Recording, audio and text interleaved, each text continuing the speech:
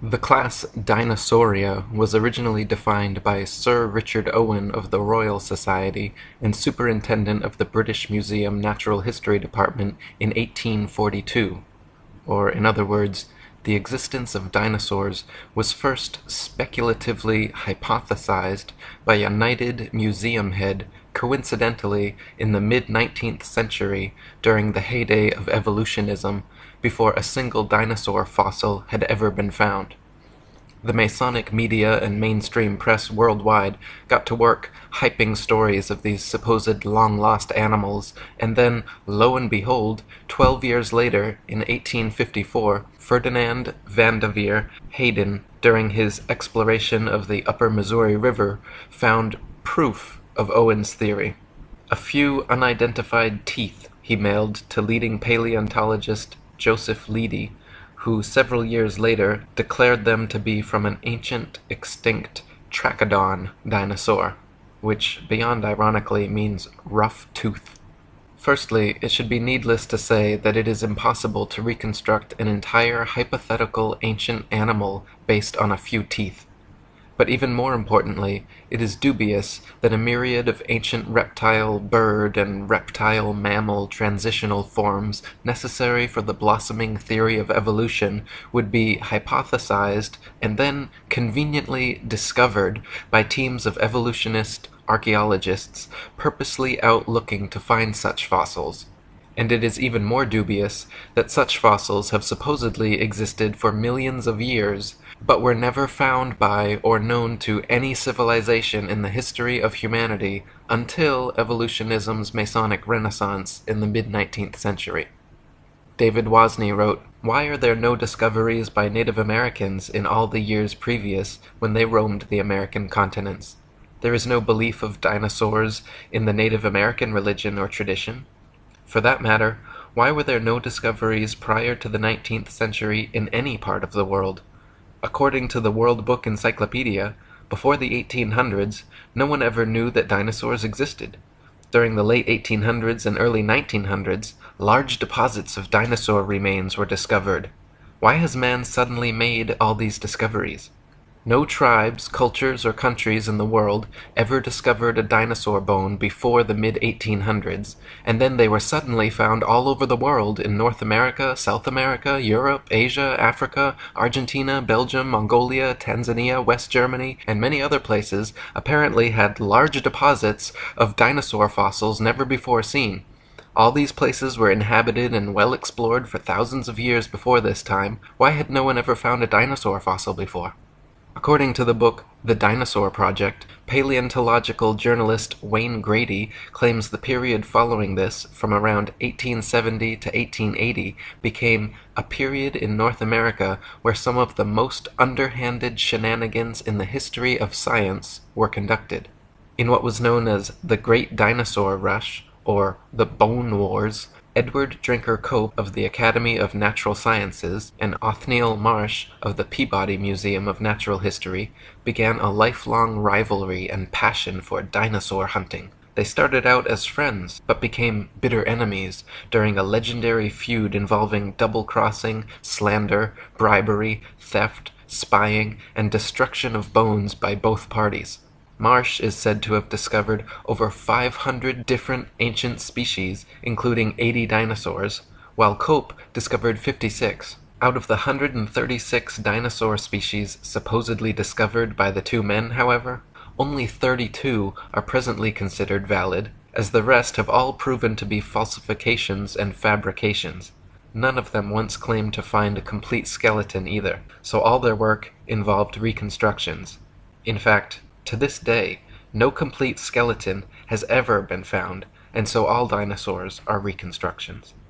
David Wozni wrote, "Discoveries and excavations seem not to be made by disinterested people such as farmers, ranchers, hikers, outdoor recreationists, building construction industry basement excavators, pipeline trench diggers, and mining industry personnel, but rather by people with a vested interest such as paleontologists, scientists, university professors, and museum organization personnel who were intentionally looking for dinosaur bones or who have studied dinosaurs previously.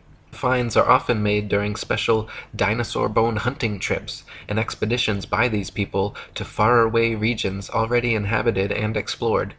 This seems highly implausible. More believable is the case of the discovery of the first original Dead Sea Scrolls in 1947, which were unintentionally discovered by a child and which were all published by 1955. In some cases of a discovery of dinosaur bones by a disinterested person, it was suggested to them by some professional in the field to look or dig in a certain area. Also very interesting to note are special areas set aside and designated as dinosaur parks, for which amateur dinosaur hunters are required to first obtain a dinosaur hunting license. Whatever destination these establishment-funded archaeologists and paleontologists set, it seemed they found incredible numbers of fossils in tiny areas. In one of the largest dinosaur excavation sites, called the Ruth Mason Quarry, over 2,000 fossils were allegedly discovered. Casts and original skeletons assembled from these bones are currently on display in over 60 museums worldwide. Florentino Ameghino, head of paleontology at La Plata Museum, is amazingly responsible for 6,000 fossil species supposedly discovered throughout his career, all in Argentina. Dinosaur hunter Earl Douglas sent 350 tons of excavated dinosaur bones to the Carnegie Museum of Natural History throughout his career, all coming from the Dinosaur National Monument in Utah.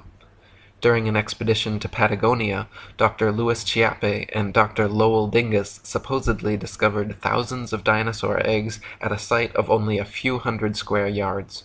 Many experts have mentioned how such finds of huge quantities of fossils in one area by just a few highly invested individuals goes against the laws of natural probability and lends credence to the likelihood of forgeries or concentrated planting efforts.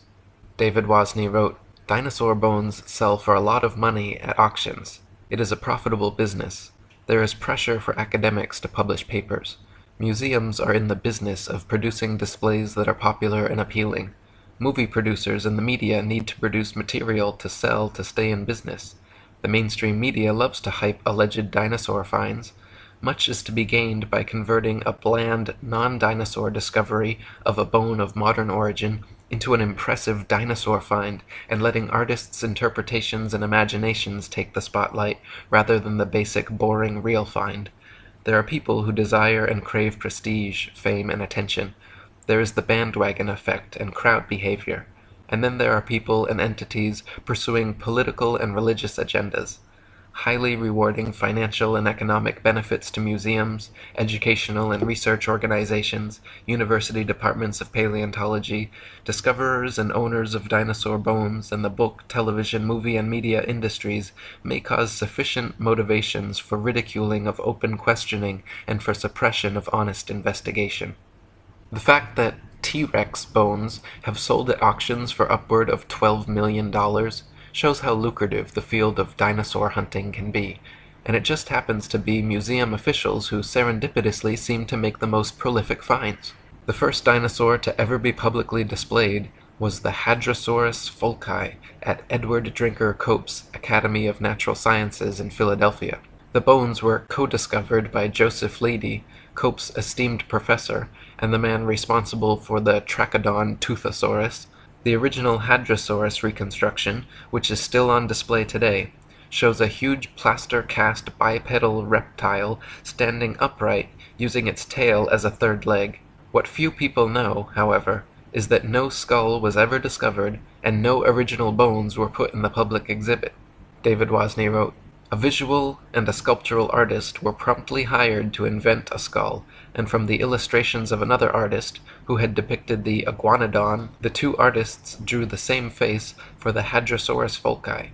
The people involved could now technically defend the existence of this dinosaur if someone were to ask. The stunt worked out so well and fooled the public so thoroughly that they could later change the head of the creature without anyone noticing.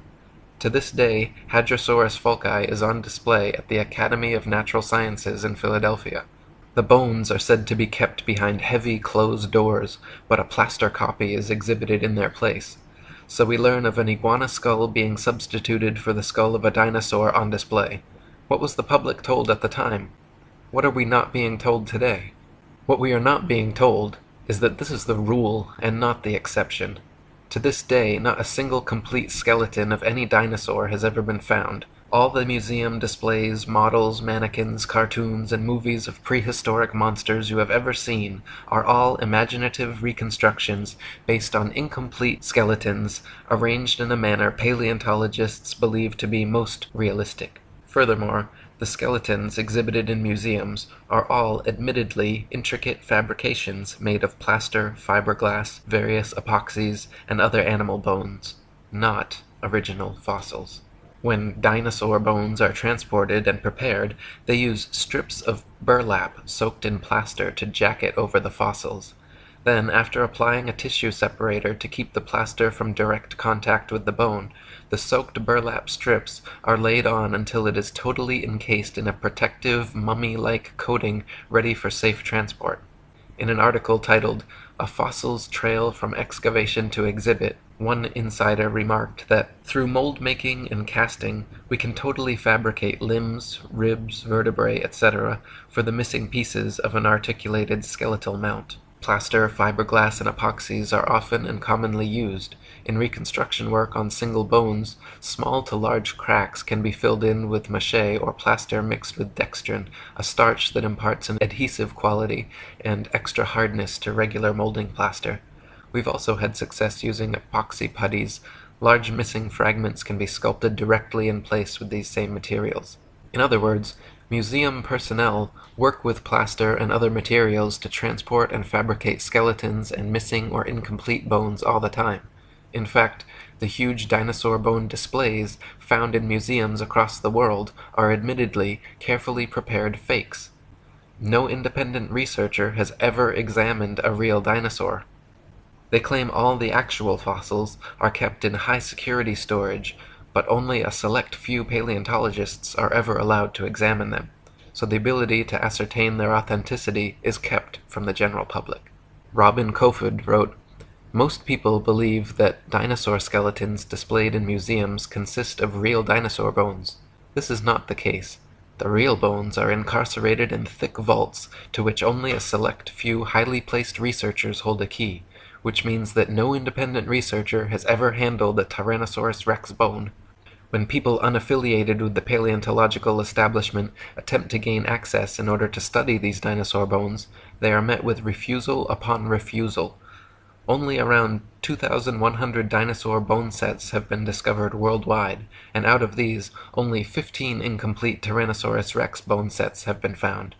These dinosaur bone sets have never formed a complete skeleton, but from these incomplete bone sets, paleontologists have constructed a hypothesis about the appearance of the whole skeleton which they have modeled in plastic. If thousands of long necks and large carnivorous reptiles had really roamed the earth, we wouldn't only have found 2,100 dinosaur bone sets, but millions of bones, with ordinary people tripping over them when digging in their vegetable patches." David Wozni wrote, "When children go to a dinosaur museum, are the displays they see displays of science, or displays of art and science fiction? Are we being deceived and brainwashed at an early age into believing a dinosaur myth? Deep, probing questions need to be asked of the entire dinosaur business. There may have been an ongoing effort since the earliest dinosaur discoveries to plant, mix, and match bones of various animals, such as crocodiles, alligators, iguanas, giraffes, elephants, cattle, kangaroos, ostriches, emus, dolphins, whales, rhinoceroses, etc., to construct and create a new man-made concept, prehistoric animal called the dinosaur. Where bones from existing animals are not satisfactory for deception purposes, plaster substitutes may be manufactured and used. Some materials similar or superior to plasticine clay or plaster of Paris would be suitable. Molds may also be employed. What would be the motivation for such a deceptive endeavor? Obvious motivations include trying to prove evolution, trying to disprove or cast doubt on the Bible and the existence of a God, and trying to disprove the young Earth theory. The dinosaur concept implies that if God exists, he tinkered with his idea of dinosaurs for a while, then probably discarded or became tired of this creation, and then went on to create man.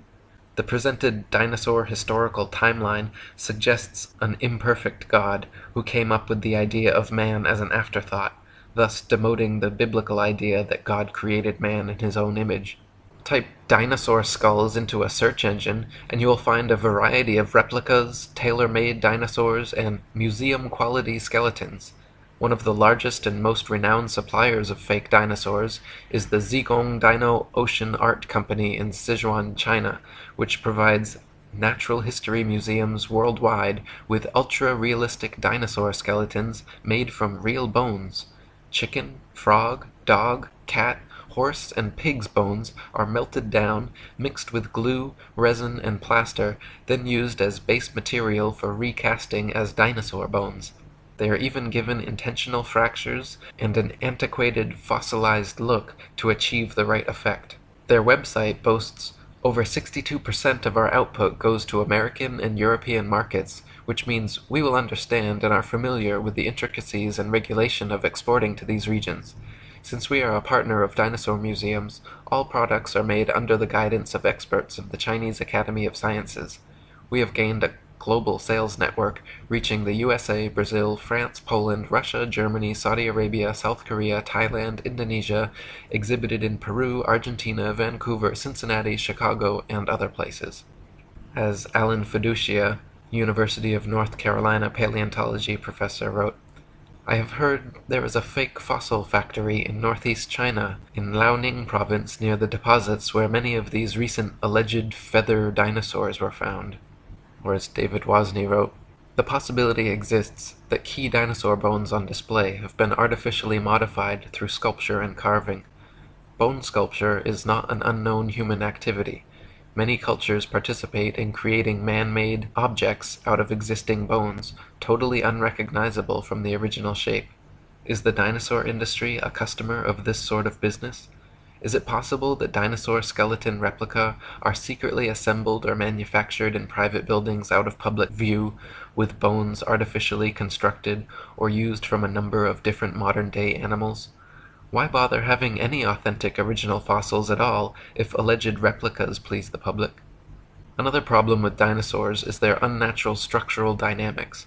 Many dinosaur skeletons and reconstructions feature bipedal monsters like the T-Rex with a forward-leaning torso and head far larger and heavier than its counterbalancing tail. Many museum displays cannot even stand up under their own weight. It is highly unlikely that beasts this large and disproportionate could exist at all. The loads acting on their skeletons are so great that calculations indicate the bones of the largest dinosaurs would buckle and crack under their own immense weight. Experts have also pointed out that dinosaurs would have to have moved much slower than portrayed in movies to prevent sudden shocks to their skeletons. David Wozni wrote, this idea of slow-moving animals does not agree with the biomechanical analysis of dinosaurs, which indicate that the dinosaurs were agile, active creatures. This is the paradox between the dinosaur's size and lifestyle. Many displays and drawings of dinosaurs appear to be an absurdity, showing a two-legged animal that would be totally off balance, with the weight of head and abdomen much greater than weight of tail, which is supposed to act as a counterbalance. Is the dinosaur industry a case of science trying to meet public desires or expectations? The movie Jurassic Park is an example of showing dinosaurs much larger than any current displays in museums. After the movie came out, it is interesting to note that many articles were written asking, is this possible? I can recall a report of dinosaur DNA being discovered preserved in amber, which later turned out to be false. Robin Kofod wrote, overall, several millions of dollars have been spent promoting the existence of dinosaurs through movies, TV, magazines, and comics. The world of movies and paleontology are like Siamese twins. People's view on the existence of dinosaurs is based not on firm evidence, but on Hollywood-fixated artistic impressions. Documentaries colorfully illustrate each dinosaur's characteristics, like colors, weight, and muscle mass. But Don Lessam, advisor for Jurassic Park, admits that this is pure guesswork. Consider, for instance, the question of how much these dinosaurs weigh. Don Lessam says, scientists don't know how much dinosaurs weighed.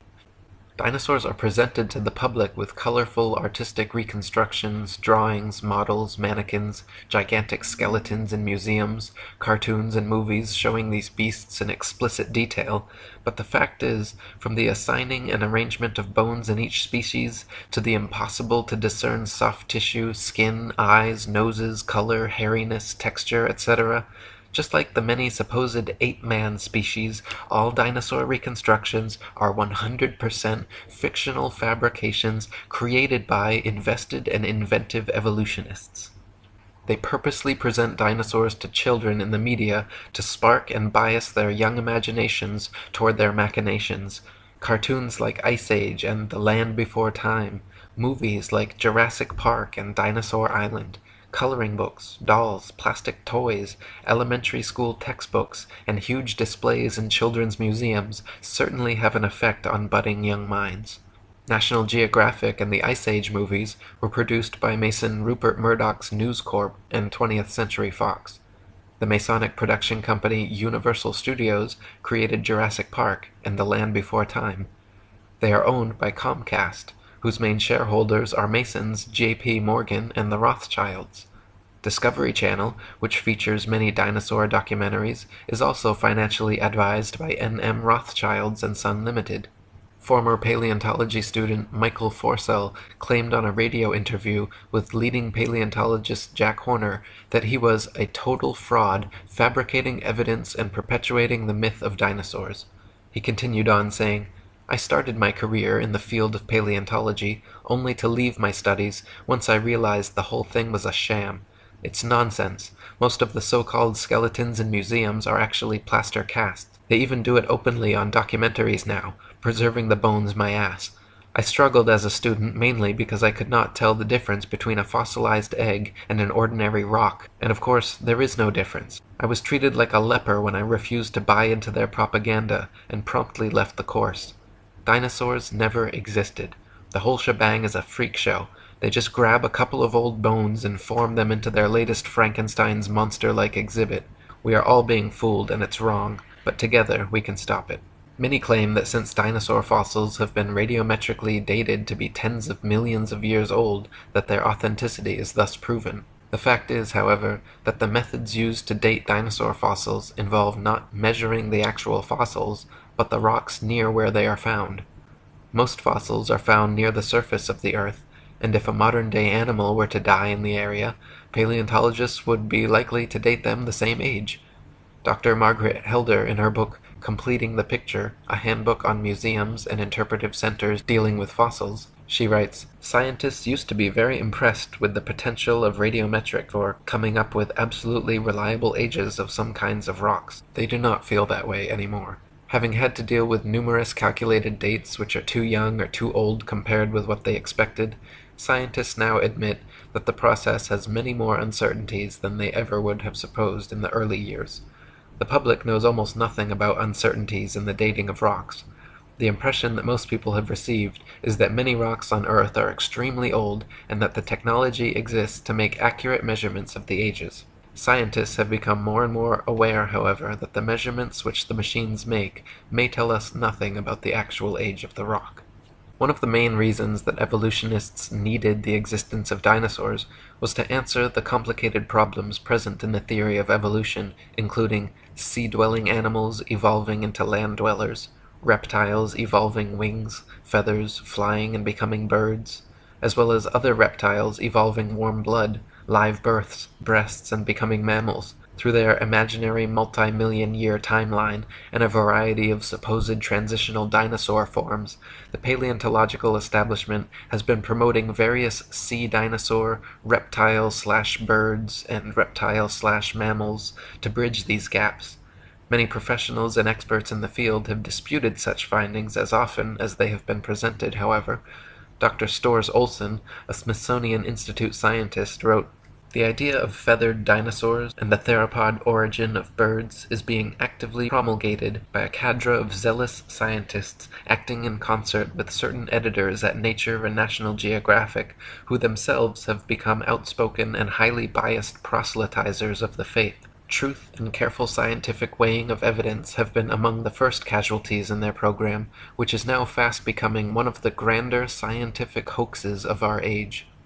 No authentic feathers have ever been found with dinosaur fossils, though a few exposed hoaxes certainly attempted to fake it.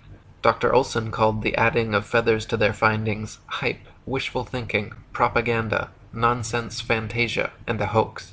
In the 1990s, many fossils with feathers were supposedly discovered in China, suspiciously close to the Zhejiang Dino Ocean Art Company, but when examined, Dr. Timothy Rowe found the so-called Confuciusaurus was an elaborate hoax. He also found the Archaeoraptor, supposedly discovered in the 90s, was composed of bones from 5 different animals. When Dr. Rowe presented his findings to National Geographic, the head scientist reportedly remarked, "Well, all of these have been fiddled with."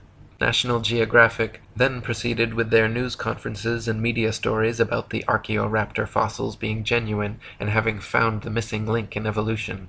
Robin Kofod wrote, "In 1999, National Geographic magazine was busted when they presented in a colorful and fancily presented article The Missing Link, an Archaeoraptor dinosaur which was supposed to support the basic tenet of evolutionary theory that dinosaurs had slowly developed over millions of years. Their proof consisted of a fossil where carefully arranged bone imprints gave the impression of a creature half dinosaur and half bird.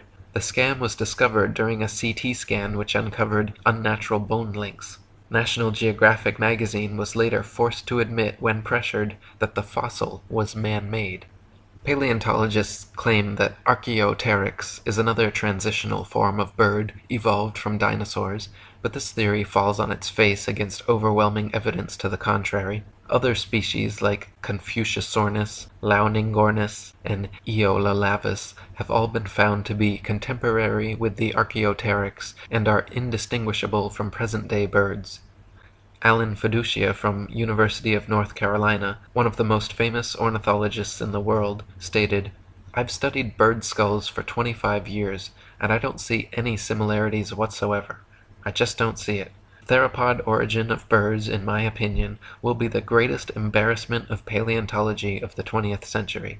Larry Martin from the University of Kansas, a paleoornithologist, says, "To tell you the truth, if I had to support the dinosaur origin of birds with those characters, I'd be embarrassed every time I had to get up and talk about it." Even if dinosaurs did evolve into birds to fill their evolution gap, it does not explain how something like the common housefly could have evolved. Flies flap their wings simultaneously 500 times per second. Even the slightest dissonance in vibration would cause them to lose balance and fall. But this never happens. How could they evolve such an amazing and specialized ability?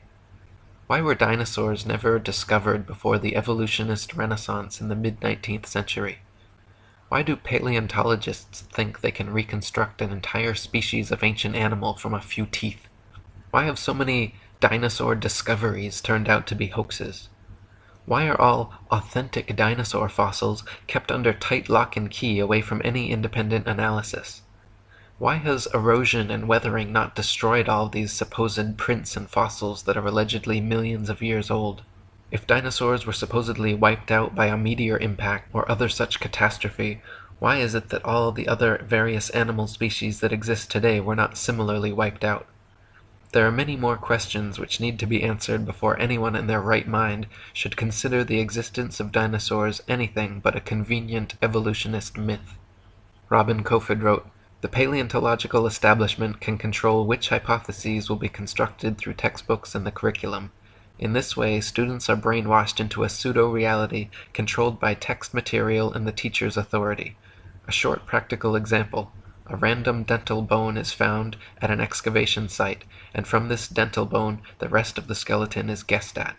We are not kidding about this. The entire dinosaurian field of the paleontological program is a sham."